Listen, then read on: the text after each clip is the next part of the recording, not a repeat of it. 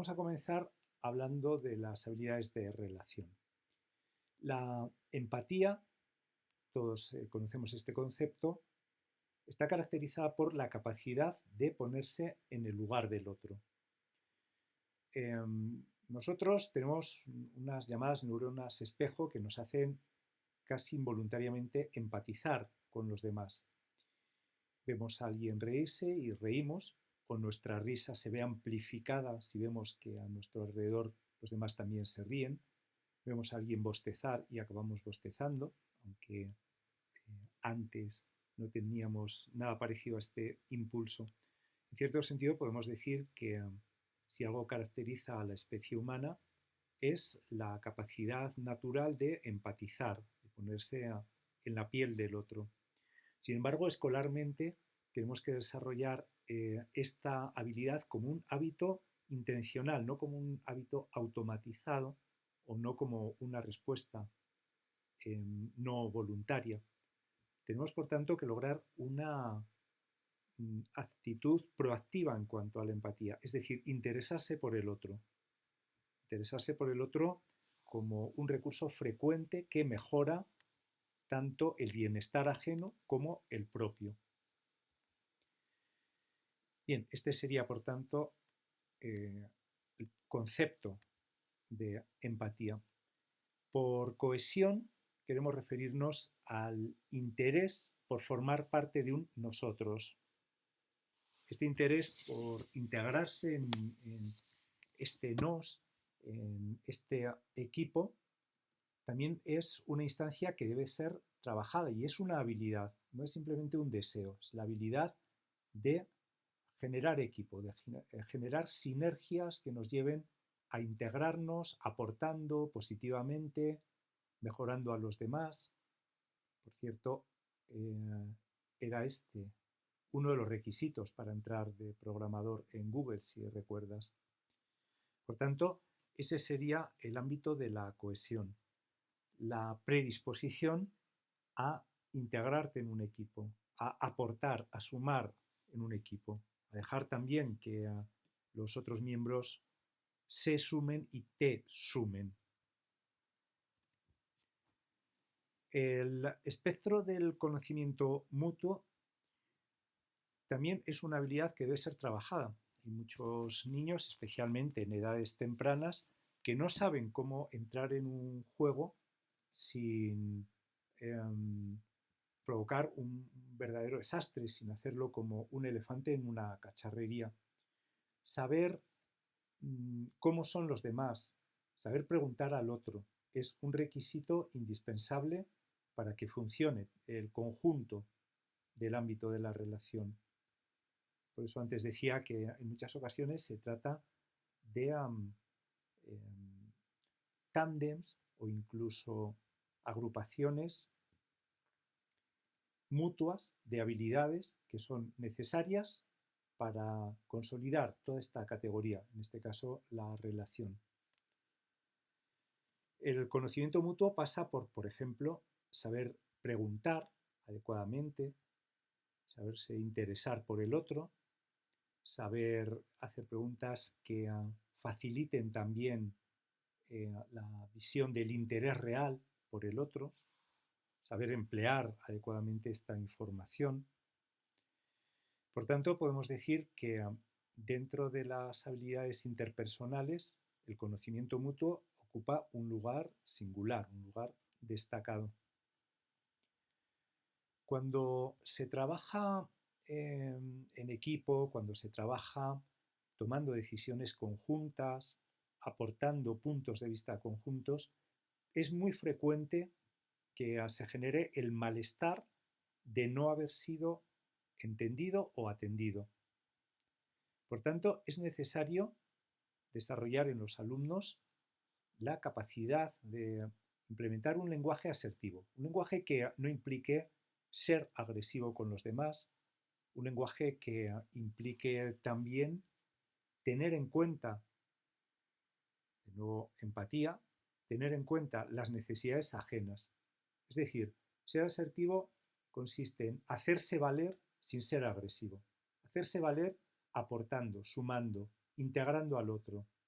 No renunciar a tu idea, a tu aportación, no imponerla, pero no renunciar a ella. Ver en qué medida tu aportación puede ser, hacer ver, quiero decir, en qué medida tu aportación puede ser buena para el conjunto del equipo.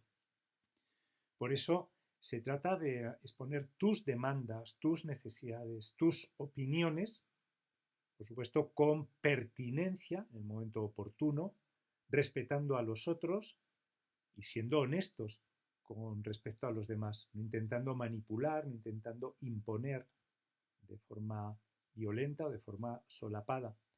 Por eso habría 4 grados dentro del posible discurso en una relación entre dos personas, ¿no? La sumisión, dejarse siempre, sistemáticamente, vencer, por ejemplo, admitir que tus opiniones no sean ni siquiera tenidas en cuenta. El ámbito de la agresividad sería imponer siempre las necesidades, las demandas, las opiniones, etc. El ámbito de la evasión sería tanto boicotear tus propias necesidades como las ajenas, mientras que el ámbito de la asertividad, yo gano, tú ganas, sería considerar a la otra persona sin renunciar a mi aportación. Tendremos que pensar en 2 cosas. A partir de este momento, la primera, como diremos más adelante, ¿en qué medida graduamos en el tiempo la asertividad? ¿Qué tiene que ser capaz de hacer en el campo, en el terreno de la asertividad, un niño de 4 años o de 3 años? ¿Y qué tiene que ser capaz de conquistar como habilidad en el ámbito de la asertividad un niño, por ejemplo, de final de primaria, un niño de primer curso de la ESO o de primero de bachillerato? ¿En qué medida esta asertividad, pero también las demás, en soft skill, el conocimiento mutuo, qué tipo de preguntas tiene que saber hacer un niño de 5 años, de 7, etcétera, ¿no? Como habilidad de conexión con los demás? Por tanto, digo, tenemos que ser capaces de graduar en el tiempo estas adquisiciones. Como luego diré, buscar dinámicas, situaciones de aula que permitan adquirirlas, tener una experiencia de uso y una reflexión sobre dicha experiencia. Por tanto, la asertividad consistiría en la práctica de este lenguaje que no sea agresivo, que no sea tampoco sumiso, pasivo, evasivo, y por tanto un lenguaje que sea integrador, que tenga en cuenta demandas propias, pero las concilie con las necesidades y demandas ajenas. De los muchos cambios de los que podríamos hablar, bueno, esto sería una tabla, ¿no?, de ejemplos de lenguaje asertivo, agresivo o pasivo. Asertivo es tú tienes derecho, yo tengo derecho. O asertivo es cómo crees que podríamos. Mientras que agresivo es tú deberías de hacer. O pasivo es no te molestes, yo me quito el medio, pierdo, dejo, cedo, etc. Bueno, decía que de todos los campos, de los cambios en comportamientos, en destrezas que tienen nuestros alumnos, posiblemente uno de los más notables es la escasísima capacidad de resiliencia, de resistencia a la frustración también que tienen nuestros alumnos. Obviamente, planteamos un marco de enseñanza que está caracterizado por el tener a veces en cuenta a los demás, por no ver siempre satisfechas tus demandas inmediatas, por no obtener recompensas, por incluir, me atrevería a decir, incluso el fracaso dentro del proceso de aprendizaje. Pero claro, al mismo tiempo tenemos esta contradicción: alumnos intolerantes ante la más mínima frustración, alumnos que se vienen abajo, que se desleyen como un azucarillo ante el más mínimo contratiempo, ante el más mínimo no, ante la más razonable de las normas, pautas, etc. Por tanto, sí es especialmente importante alumnos que sean capaces de entender que una derrota forma parte del proceso de victoria final, del proceso de aprendizaje, y por tanto sean capaces de aguantar los reveses, de, como en esta foto, germinar contra la adversidad del no, la adversidad de eh, necesitar un esfuerzo para sacar adelante algo. La constancia, la capacidad de analizar qué sí se ha aprendido ya, aunque todavía no hayamos culminado con éxito un determinado proceso, la capacidad de valorar